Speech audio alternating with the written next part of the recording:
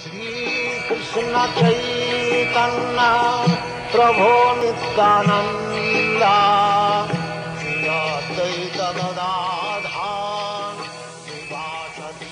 And now, Chapter 7 of the Adi Leela.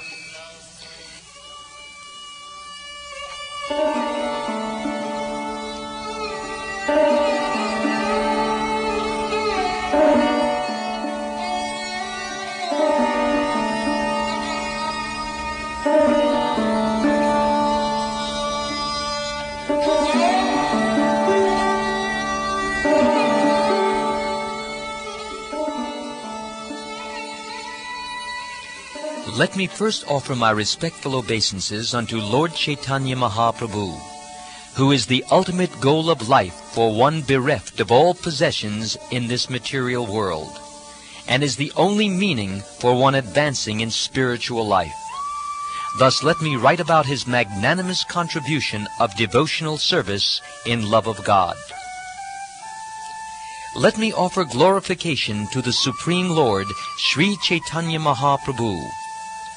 One who has taken shelter of his lotus feet is the most glorified person. In the beginning, I have discussed the truth about the spiritual master. Now I shall try to explain the Pancha Tattva.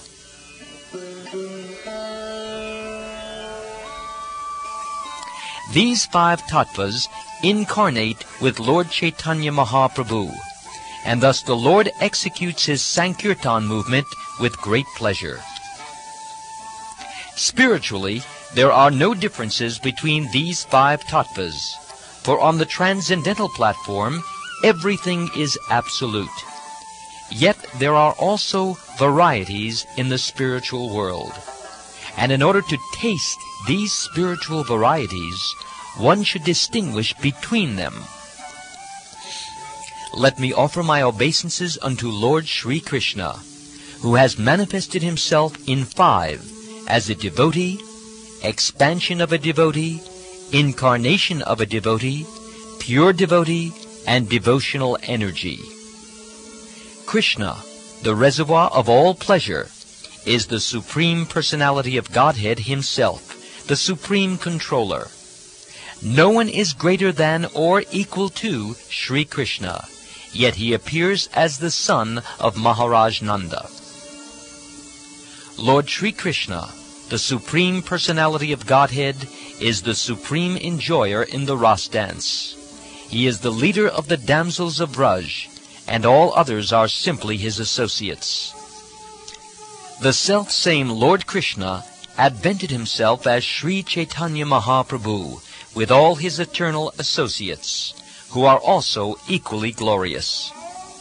Sri Chaitanya Mahaprabhu, who is the Supreme Controller, the one personality of Godhead, has ecstatically become a devotee, yet his body is transcendental and not materially tinged. The transcendental mellow of conjugal love of Krishna is so wonderful that Krishna himself accepts the form of a devotee to relish and taste it fully. For this reason, Sri Chaitanya Mahaprabhu, the Supreme Teacher, accepts the form of a devotee and accepts Lord Nityananda as his elder brother.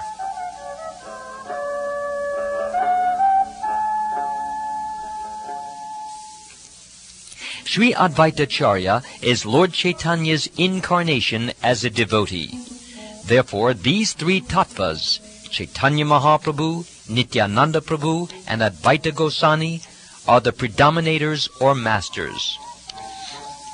One of them is Mahaprabhu, or Supreme Master, and the other 2 are Prabhus, or Masters. These 2 Prabhus serve the lotus feet of Mahaprabhu.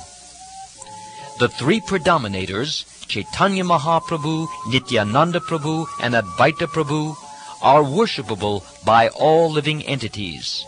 And the 4th principle, Sri Gadadhar Prabhu, is to be understood as their worshipper.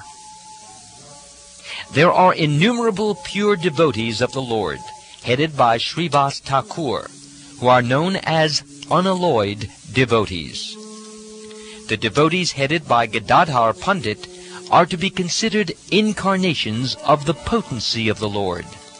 They are internal potential devotees engaged in the service of the Lord. The internal devotees or potencies are all eternal associates in the pastimes of the Lord.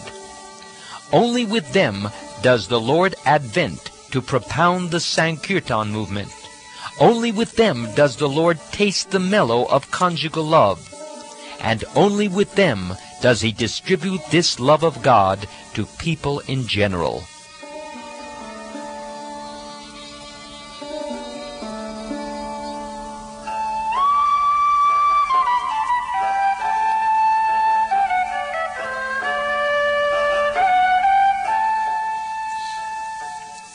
The characteristics of Krishna are understood to be a storehouse of transcendental love.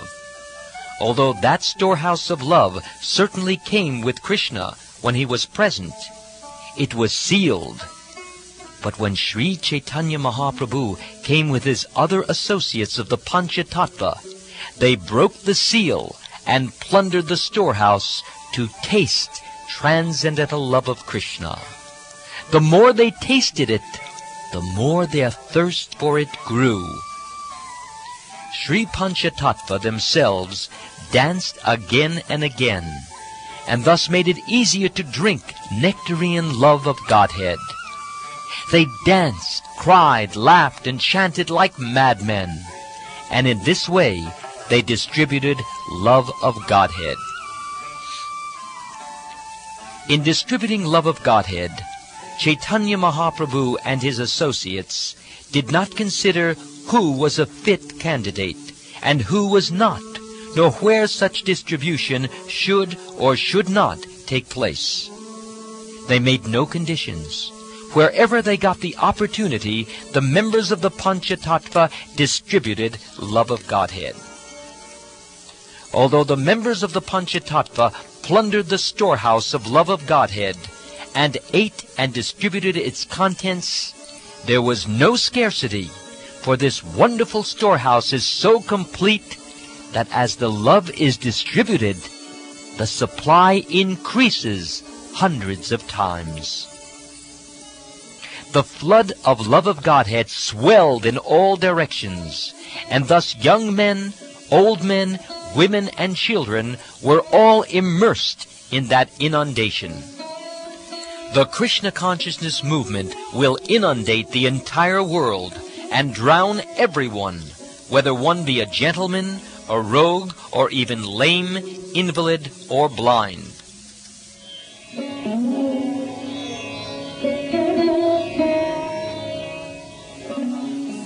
When the 5 members of the Pancha Tattva saw the entire world drowned in love of Godhead, and the seed of material enjoyment in the living entities completely destroyed, they all became exceedingly happy.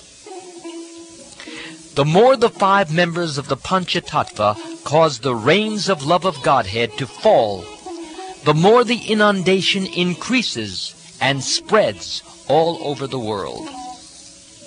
The impersonalists, fruitive workers, false logicians, blasphemers, non-devotees, and lowest among the student community are very expert in avoiding the Krishna consciousness movement, and therefore the inundation of Krishna consciousness cannot touch them.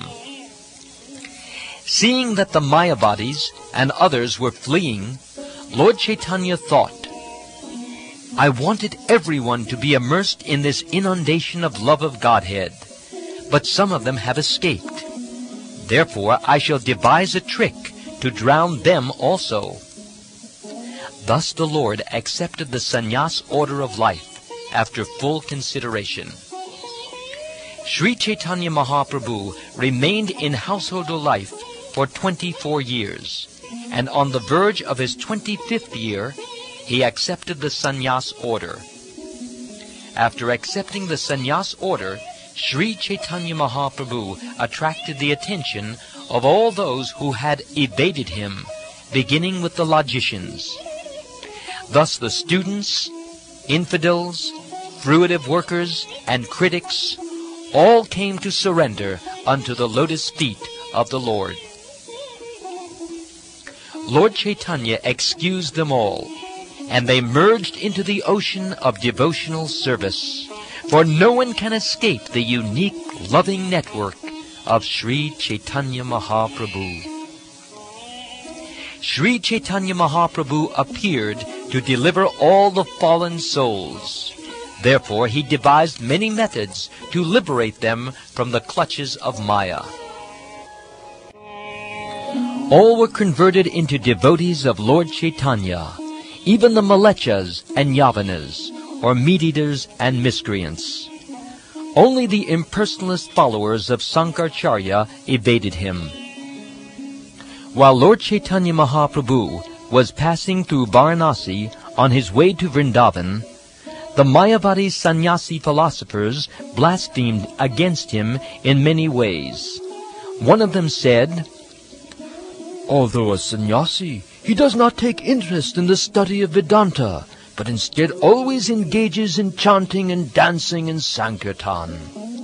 This Chaitanya Mahaprabhu is an illiterate sannyasi, and therefore does not know his real function. Guided only by his sentiments, he wanders about in the company of other sentimentalists." Hearing all this blasphemy, Lord Chaitanya Mahaprabhu merely smiled to himself, rejected all these accusations, and did not talk with the Mayavadis.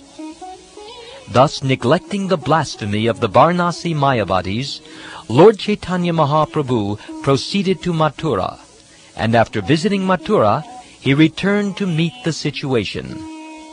This time, Lord Chaitanya stayed at the house of Chandrasekhara, although he was regarded as a Shudra or Kayasta, for the Lord, as the Supreme Personality of Godhead, is completely independent.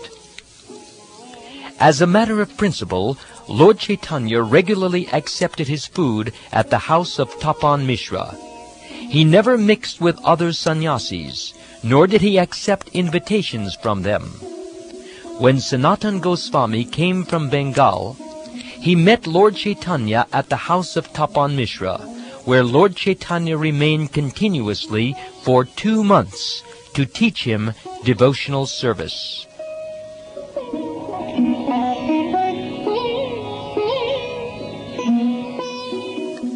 On the basis of the scriptures, like Srimad Bhagavatam, which reveal these confidential directions, Sri Chaitanya Mahaprabhu instructed Sanatana Goswami regarding all the regular activities of a devotee.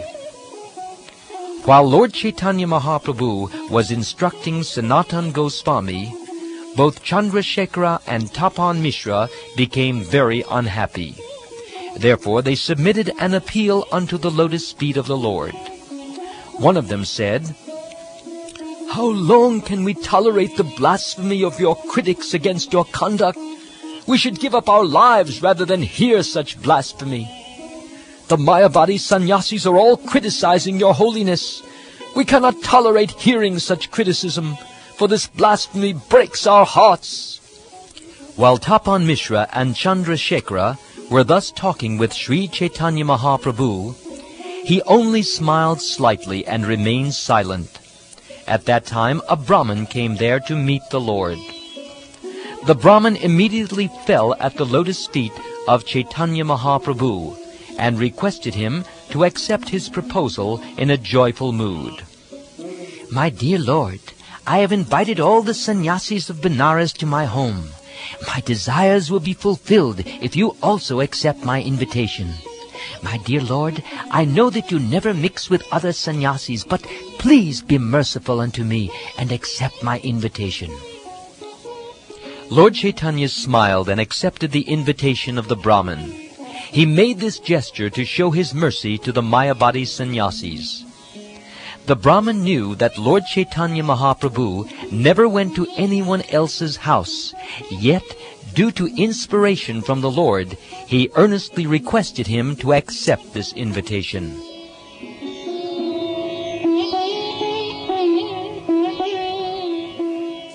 The next day, when Lord Sri Chaitanya Mahaprabhu went to the house of that Brahmin, he saw all the sannyasis of Benares sitting there.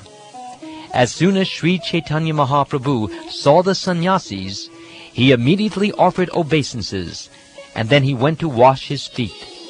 After washing his feet, he sat down by the place where he had done so.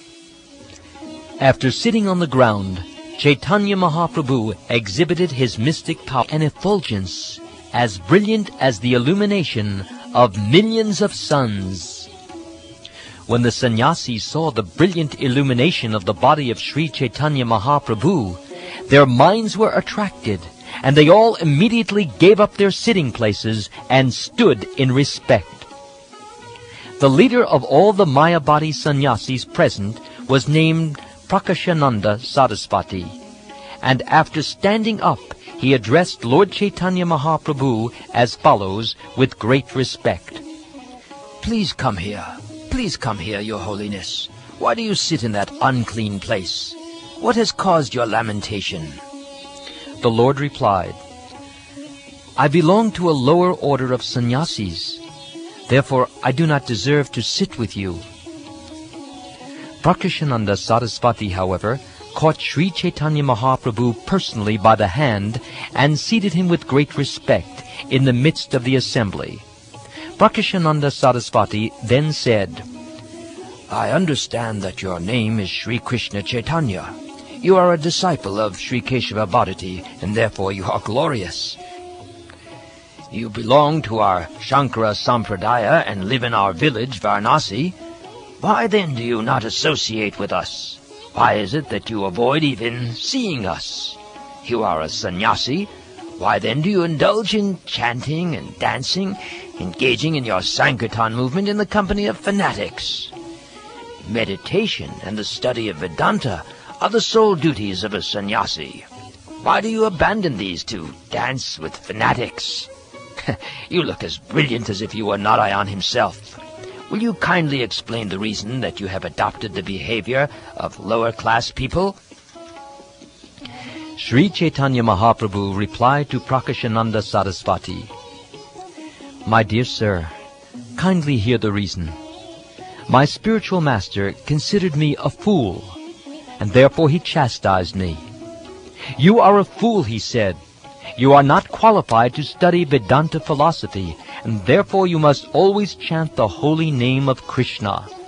This is the essence of all mantras or Vedic hymns. Simply by chanting the holy name of Krishna, one can obtain freedom from material existence. Indeed, simply by chanting the Hare Krishna mantra, one will be able to see the lotus feet of the Lord. In this age of Kali, there is no other religious principle than the chanting of the holy name, which is the essence of all Vedic hymns. This is the purport of all scriptures.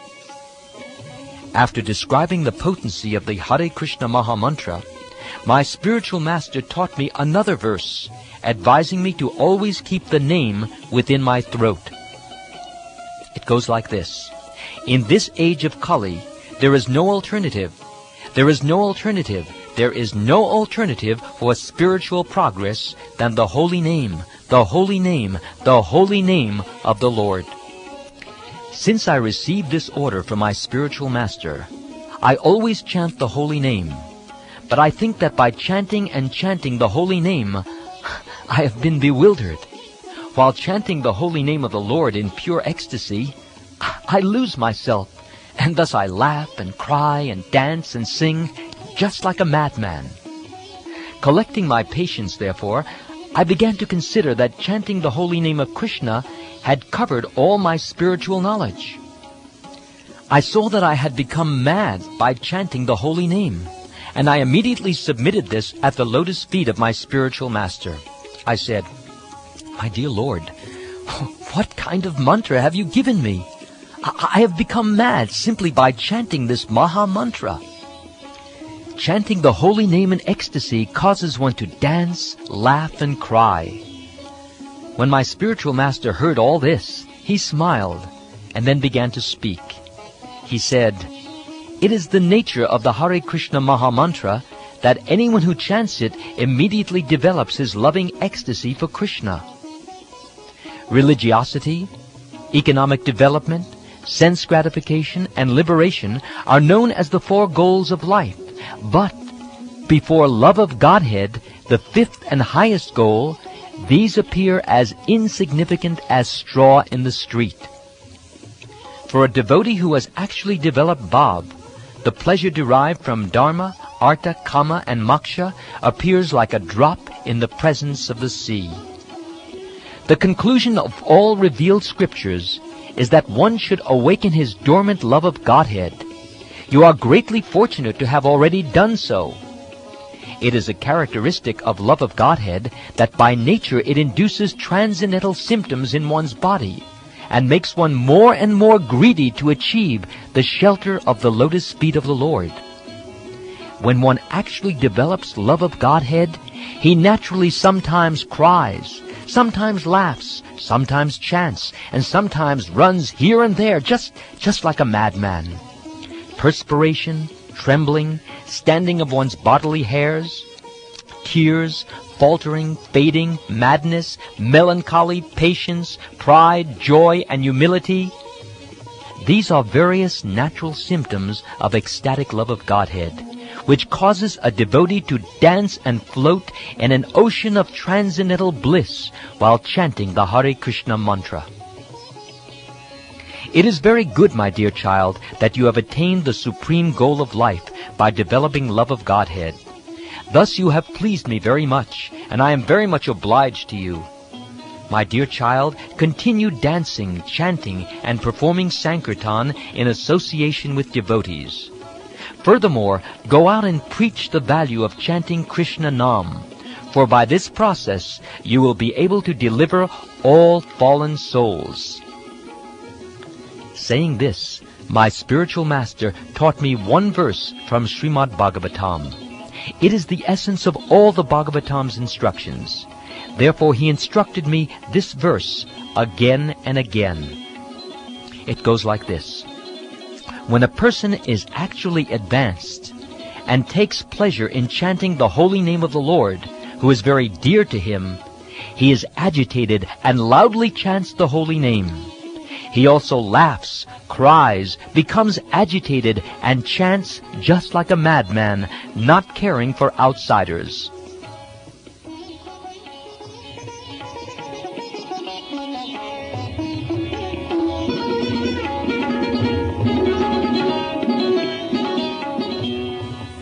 I firmly believe in these words of my spiritual master, and therefore I always chant the holy name of the Lord, alone and in the association of devotees. That holy name of Lord Krishna sometimes causes me to chant and dance, and therefore I chant and dance. Please do not think that I intentionally do it. I do it automatically. Compared to the ocean of transcendental bliss, which is tasted by chanting the Hare Krishna mantra, the pleasure derived from impersonal Brahman realization or Brahmananda is like the shallow water in a canal. My dear Lord, O Master of the universe, since I have directly seen you, my transcendental bliss has taken the shape of a great ocean.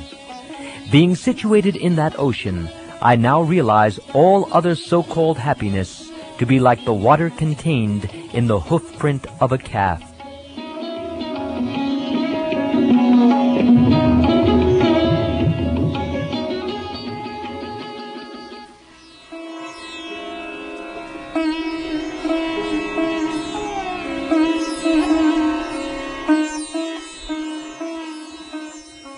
After hearing Lord Sri Caitanya Mahaprabhu, all the Mayavadi sannyasis were moved.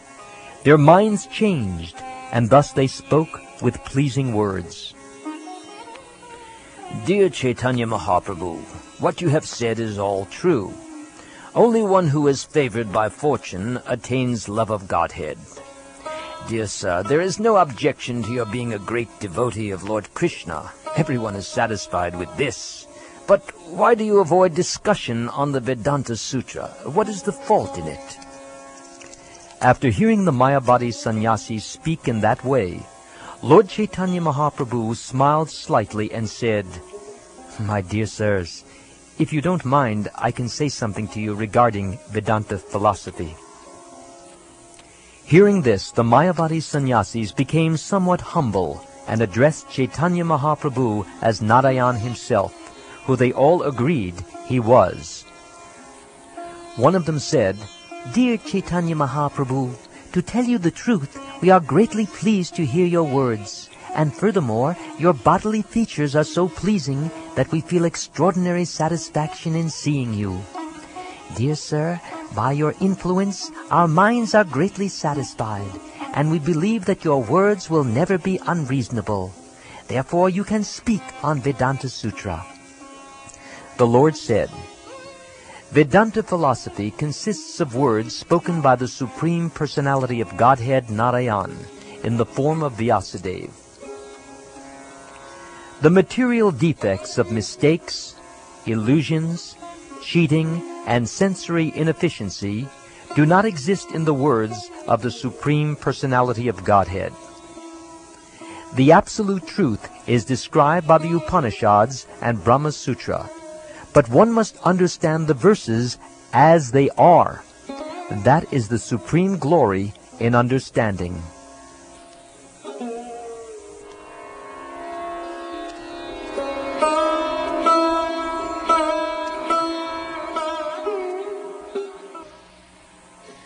Sripad Sankaracharya has described all the Vedic literatures in terms of indirect meanings. One who hears such explanations is ruined. Sankaracharya is not at fault, for he has thus covered the real purpose of the Vedas under the order of the Supreme Personality of Godhead. According to direct understanding, the Absolute Truth is the Supreme Personality of Godhead, who has all spiritual opulences. No one can be equal to or greater than him. Everything about the Supreme Personality of Godhead is spiritual, including his body, opulence, and paraphernalia. Mayavad philosophy, however, covering his spiritual opulence, advocates the theory of impersonalism. The Supreme Personality of Godhead is full of spiritual potencies. Therefore his body, name, fame, and entourage are all spiritual.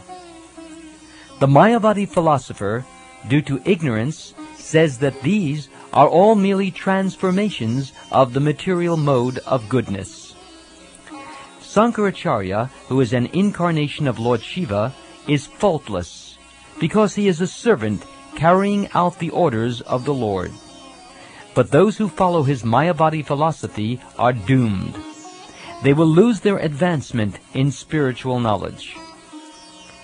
One who considers the transcendental body of Lord Vishnu to be made of material nature is the greatest offender at the lotus feet of the Lord.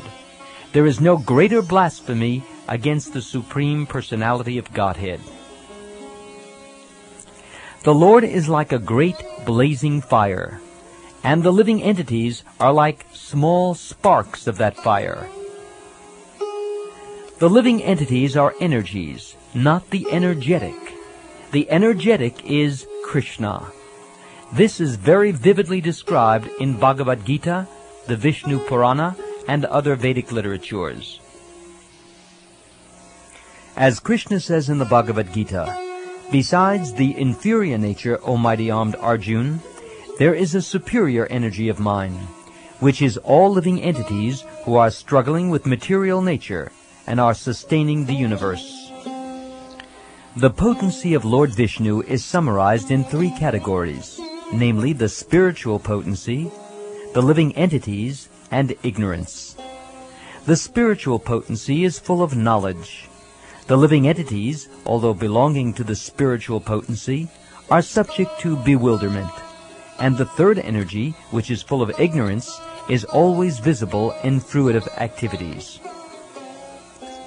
The Mayavad philosophy is so degraded that it has taken the insignificant living entities to be the Lord, the Supreme Truth, thus covering the glory and supremacy of the Absolute Truth with monism. According to Sankaracharya, by accepting the theory of the transformation of the energy of the Lord, one creates an illusion by indirectly accepting that the Absolute is transformed. Transformation of energy is a proven fact. It is the false bodily conception of the self that is an illusion. The Supreme Personality of Godhead is opulent in all respects. Therefore, by his inconceivable energies, he has transformed the material cosmic manifestation. Using the example of a touchstone, which by its energy turns iron to gold and yet remains the same, we can understand that although the Supreme Personality of Godhead transforms his innumerable energies, he remains unchanged. Although touchstone produces many varieties of valuable jewels, it nevertheless remains the same. It does not change its original form. If there is such inconceivable potency in material objects, why should we not believe in the inconceivable potency of the Supreme Personality of Godhead? The Vedic sound vibration, Omkar, the principal word in the Vedic literatures, is the basis of all Vedic vibrations. Therefore, one should accept Omkar as the sound representation of the Supreme Personality of Godhead and the reservoir of the cosmic manifestation. It is the purpose of the Supreme Personality of Godhead to present Pranava or Omkar as the reservoir of all Vedic knowledge. The words Tat Tvam Asi are only a partial explanation of the Vedic knowledge. Pranava or Omkar is the Mahavakya or Maha Mantra in the Vedas. Sankaracharya's followers cover this to stress without authority the mantra Tat Tvam Asi. In all the Vedic sutras and literatures, it is Lord Krishna who is to be understood, but the followers of Sankaracharya have covered the real meaning of the Vedas with indirect explanations. The self-evident Vedic literatures are the highest evidence of all, but if these literatures are interpreted, their self-evident nature is lost. The Mayavad school, giving up the real, easily understood meaning of Vedic literature, has introduced indirect meanings based on their imaginative powers to prove their philosophy.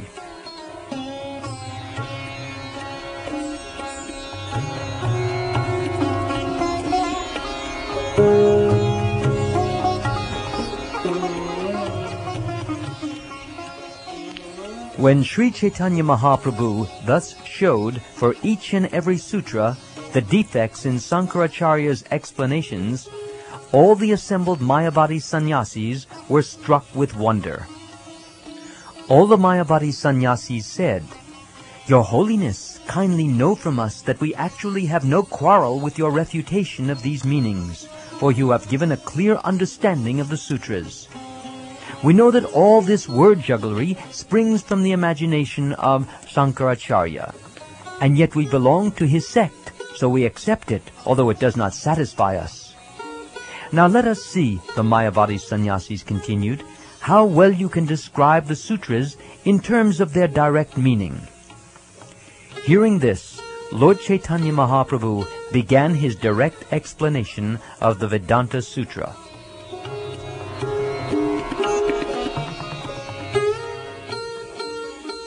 Brahman, who is greater than the greatest, is the Supreme Personality of Godhead.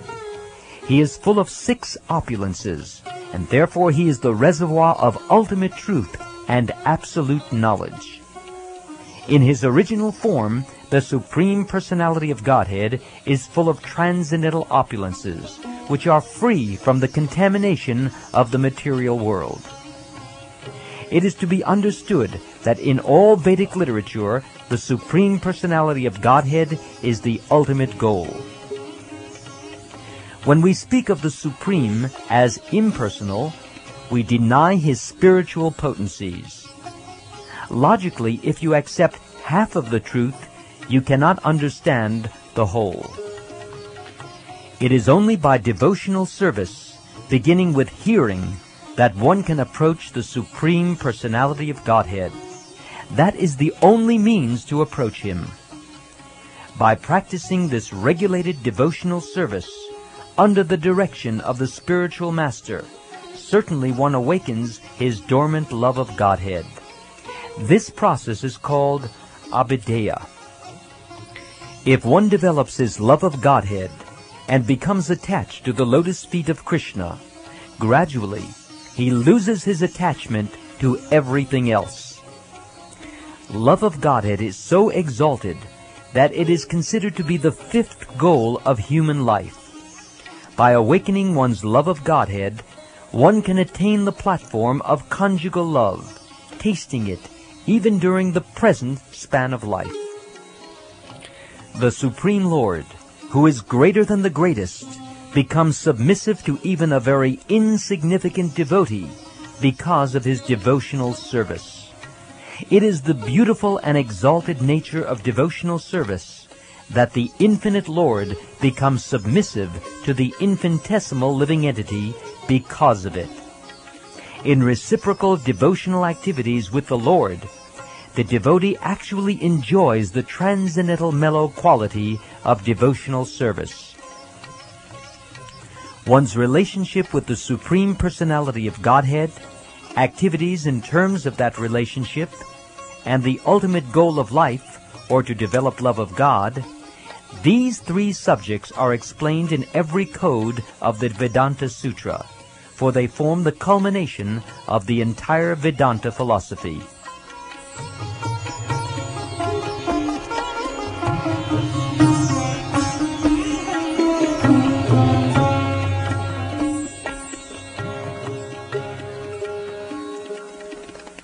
When all the Mayavadi sannyasis thus heard the explanation of Caitanya Mahaprabhu on the basis of Sambandha, Abhidheya, and Prayojan, they spoke very humbly. One said, "Dear sir, you are Vedic knowledge personified and are directly Narayan himself. Kindly excuse us for the offenses we previously committed by criticizing you." From that moment, when the Mayavadi sannyasis heard the explanation of Vedanta Sutra from the Lord, their minds changed, and on the instruction of Caitanya Mahaprabhu, they too chanted, "Krishna, Krishna," always.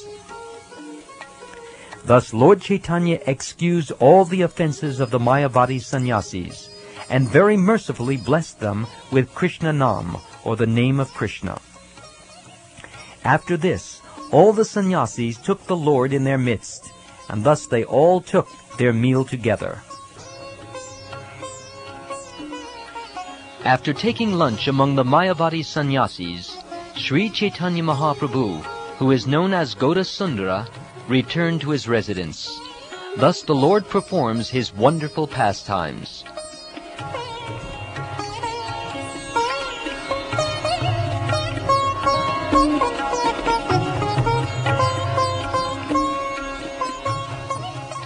Hearing the arguments of Sri Chaitanya Mahaprabhu and seeing his victory, Chandrasekhara, Tapan Mishra, and Sanatan were all extremely pleased.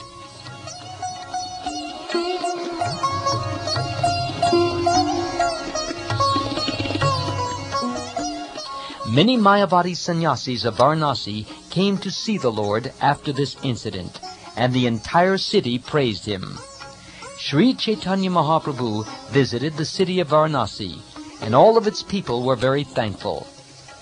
The crowd at the door of his residence was so great that it numbered hundreds and thousands.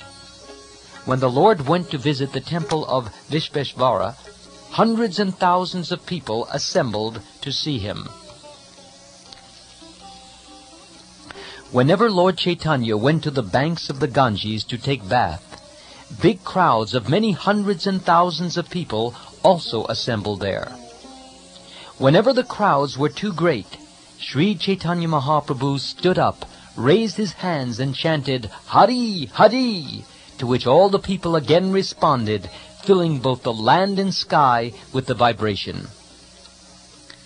After thus delivering the people in general, the Lord desired to leave Varanasi. After instructing Sri Sanatan Goswami, he sent him toward Vrindavan. Because the city of Varanasi was always full of tumultuous crowds, Sri Chaitanya Mahaprabhu, after sending Sanatan to Vrindavan, returned to Jagannath Puri. I have here given a brief account of these pastimes of Lord Chaitanya, but later I shall describe them in an extensive way. Sri Krishna Chaitanya Mahaprabhu and his associates of the Pancha Tattva distributed the holy name of the Lord to invoke love of Godhead throughout the universe, and thus the entire universe was thankful. Lord Chaitanya dispatched the two generals, Rupa Goswami and Sanatan Goswami, to Vrindavan to preach the bhakti cult. As Rupa Goswami and Sanatan Goswami were sent toward Mathura, so Nityananda Prabhu was sent to Bengal to preach extensively the cult of Chaitanya Mahaprabhu. Sri Chaitanya Mahaprabhu personally went to South India, and he broadcast the holy name of Lord Krishna in every village and town. Thus the Lord went to the southernmost tip of the Indian peninsula, known as Setu Banda or Cape Comorin. Everywhere he distributed the bhakti cult and love of Krishna, and in this way he delivered everyone. I thus explain the truth of the Pancha Tattva. One who hears this explanation increases in knowledge of Sri Chaitanya Mahaprabhu. While chanting the Pancha Tattva Maha Mantra, one must chant the names of Sri Chaitanya, Nityananda, Advaita, Gadadhara, and Srivas with their many devotees. This is the process. I again and again offer obeisances unto the Pancha Tattva. Thus I think that I will be able to describe something about the pastimes of Lord Chaitanya Mahaprabhu. Praying at the lotus feet of Sri Rupa and Sri Raghunath, always desiring their mercy, I, Krishna Das, narrate Sri Caitanya Caritamrta, following in their footsteps.